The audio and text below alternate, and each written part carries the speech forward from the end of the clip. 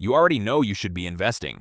You've known for a while. You've probably even looked up where to start, opened a tab, read half an article, closed it, and somewhere in the back of your head there's a number you want to hit. Maybe it's $50,000. Maybe it's $100,000. Maybe you've never said it out loud because saying it out loud makes it real, and real means you have to actually do something about it. So instead you wait for the right moment, for a little more breathing room, for the month where everything lines up and $1,000 just naturally appears without having to take it from anywhere. That month never comes. You know that. And every month it doesn't come. Someone who started 2 years ago with the same income as you just got a little further ahead. This video is about exactly one question. If you start today with $1,000 a month, how long does it actually take to hit $100,000? Not an estimate, not a range, the number. Because once you know it, the waiting stops making sense. I'm Cave. Let's get into it. Marcus is 29. He lives in Columbus, Ohio. He makes $62,000 a year as a logistics coordinator. Take home after taxes, around $3,900 a month. No inheritance coming, no side business, no rich uncle. He has a studio apartment, a 2019 Honda Civic he owns outright, and $214 in savings. Marcus is not a failure. Marcus is not irresponsible. Marcus is just a normal person who never had a system. And one Tuesday night, sitting at his kitchen table with a calculator and 3 months of bank statements, something clicked. In 3 years of working full-time, he had built almost nothing. Not because he spent recklessly. Not because he made terrible decisions, but because he had no gap. Every dollar that came in had somewhere to go before he even touched it. Rent, car insurance, groceries, phone, subscriptions he signed up for one at a time and never audited. The month just ended. Every month. Right on schedule. So Marcus made one decision. Starting the first of the following month, he was going to move $1,000 and before anything else, before the landlord, before the subscriptions, before the weekend, into a separate account. Not when things got easier. Not after the next raise. Now, with the income he already had.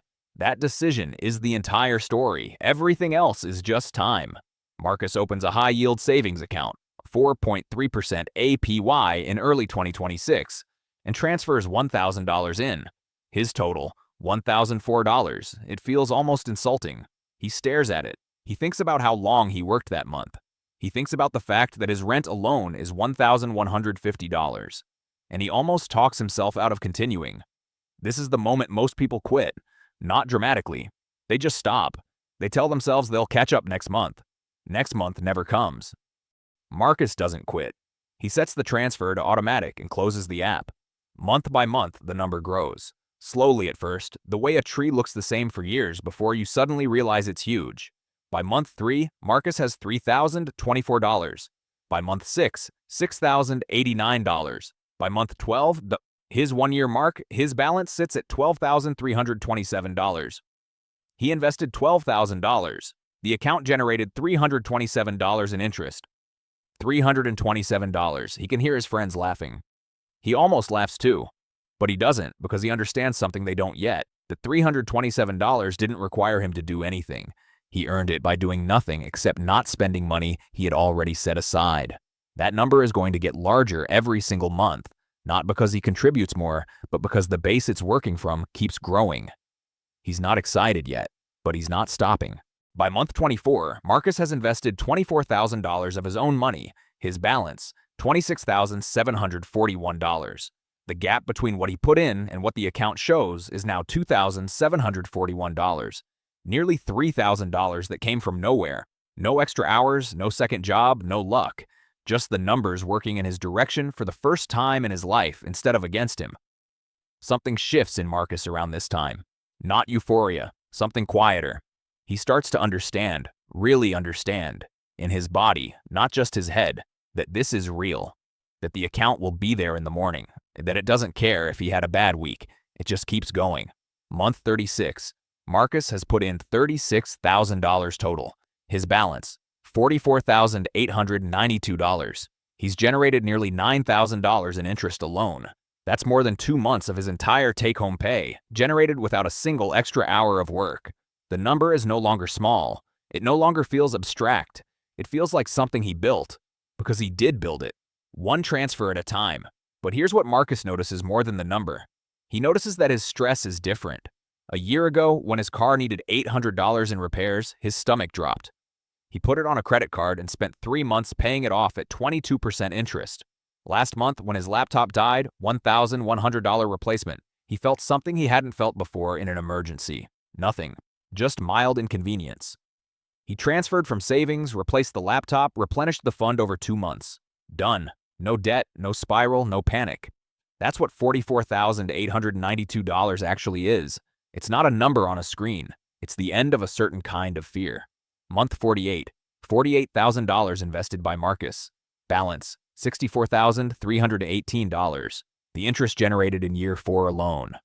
Over $4,800. That's $400 a month, almost half of his entire investment contribution, coming purely from the money already sitting there.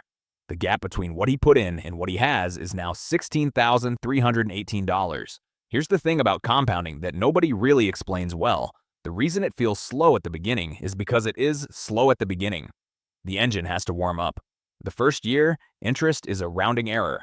The second year, it's a nice bonus. The third year, it starts to matter. By year 4, it's a second contributor. Marcus is not at the finish line yet, but he can feel the engine warming. Month 60, $60,000 of Marcus's money. Balance, $86,204. The interest generated in month 60 alone, $773, $750,000, in 1 month, from doing nothing. Marcus remembers month 1, $4 in interest, and understands for the first time what exponential actually feels like from the inside. It doesn't feel like a graph. It feels like your money developing a personality, like it started doing things without being asked. He does not celebrate yet. He knows he's close. He also knows this is the exact moment people make mistakes, start moving money around, take on risk they don't need, get impatient with a system that's already working. Marcus keeps his hands off it. Same transfer, same account, same discipline. Month 68, $100,743. 68 months, 5 years and 8 months. Marcus invested $68,000 of his own money. The account generated $32,743 on top of that, in interest alone. He did not get a raise. He did not start a business. He did not pick winning stocks. He put $1,000 a month into a high-yield savings account paying 4.3% and left it alone long enough for the interest to finish the sentence he started. That's the answer. 5 years and 8 months. 68 months. That's how long it takes.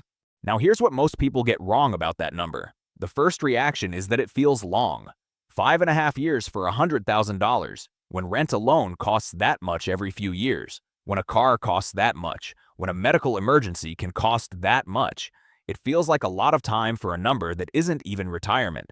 And that reaction makes sense until you understand what $100,000 actually is. It's not the destination. It's not financial freedom. It's not the moment everything gets easy. What $100,000 is, specifically, precisely, actually, is the end of the most dangerous phase of your financial life.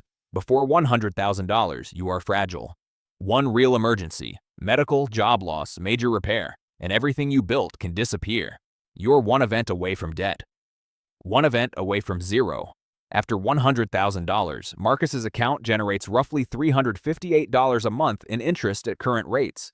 That's not enough to live on, but it's enough to matter. It's enough that a bad month doesn't erase a good year. It's enough that the system starts working for him, quietly, consistently, even when he's asleep, even when work is brutal, even when life doesn't cooperate. That's what money does when it crosses a threshold. It stops just passing through your life and starts participating in it. And now, let's talk about the real reason most people never get there. It's not patience, it's not discipline, it's not even income. The real reason is that nobody ever made the gap. Before Marcus built his system, every dollar he earned was claimed before he touched it, not by him, by the infrastructure of his life, his landlord, his carrier, his streaming services, the restaurants, the weekend purchases that felt like nothing individually and added up to everything collectively. None of those things are evil. None of them were exactly mistakes, but together they formed a wall between Marcus and any financial future at all. And here's the part that should bother you. The landlord is not rooting for Marcus to hit $100,000. The subscription bundle is not rooting for Marcus to build wealth. Every service in Marcus's life profits from his surplus being zero. A Marcus with no gap is a Marcus who needs them indefinitely. His financial stagnation is their business model. What Marcus did was simple and almost radical. He made the $1,000 transfer before any of them got to it. He paid himself first, Not what was left over, but first. Everything else got what remained. And everything else, it turned out, was fine with that. If you're watching this and you're not Marcus yet, here's what the next 30 days actually look like. Pull up the last 3 months of bank statements. Not to judge yourself, to see clearly. Where's the money going? What's automatic that you forgot about? What expanded because income expanded? You're looking for the $200, the $300, the $400 that's leaving every month without improving your life in any real way. Then open a high-yield savings account if you don't have one. Right now in 2026, you're looking at 4.1% to 4.4% APY. Then set the transfer to automatic on payday. Not a goal, an automatic transfer. The difference between intending to invest and actually investing is whether a human being has to decide to do it every month. Remove the decision. Marcus didn't have willpower stronger than yours. He just removed the friction, and then leave it alone. Not for a vacation, not for a TV, not because something looks different in the market. The account's job is to grow. Your job is to leave it alone. You just watched Marcus go from $214 in savings to $100,743 in 68 months. Not by being exceptional, not by getting lucky, not by sacrificing anything that actually mattered in his life. By doing one ordinary thing consistently for long enough that the interest took over. The treadmill he was on before, working harder, spending more, feeling like he was moving without getting anywhere. That treadmill is still running. It's running for most people watching this right now.